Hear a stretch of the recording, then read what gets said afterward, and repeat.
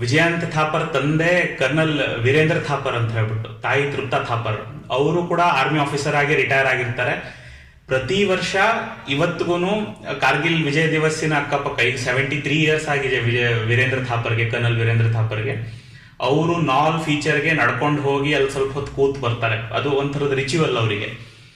ಅದ್ರ ನಂತರ ಲೆಟರ್ ಬರ್ದಿರ್ತಾರೆ, ರುಕ್ಸಾನಾ ಅಂತ ಹೇಳಿ ಒಬ್ಳು ಹುಡುಗಿ ಇದ್ದಾಳೆ, ಅವಳನ್ನ ನೋಡ್ಕೊಳ್ಳಿ ನೀವು ಅಂತ ಹೇಳಿ. ಈ ರುಕ್ಸಾನಾ ಹುಡುಗಿ ಏನಿದ್ದಾಳೆ ಅಂದ್ರೆ, ರಾಜರಿಫ್ ಅವರು ಕುಪ್ವಾಡಾದಲ್ಲಿ ಕೌಂಟರ್ ಇನ್ಸರ್ಜೆನ್ಸಿ ಆಪರೇಷನ್ ಅಲ್ಲಿ ಪೋಸ್ಟ್ ಆದಾಗ ಬಟಾಲಿಯನ್ ಹೆಡ್ ಕ್ವಾರ್ಟರ್ಸ್ ಹತ್ರ ಒಂದು ಗುಡಿಸ್ಲ ಹತ್ರ ಒಂದು ಹುಡುಗಿ ಹೊರಗೆ ನಿಂತು ಯಾವಾಗ್ಲೂ ಇವ್ರು ಕಾನ್ವಾಯ್ ಹೋಗೋದು ಬರೋದು ನೋಡ್ತಿತ್ತಂತೆ.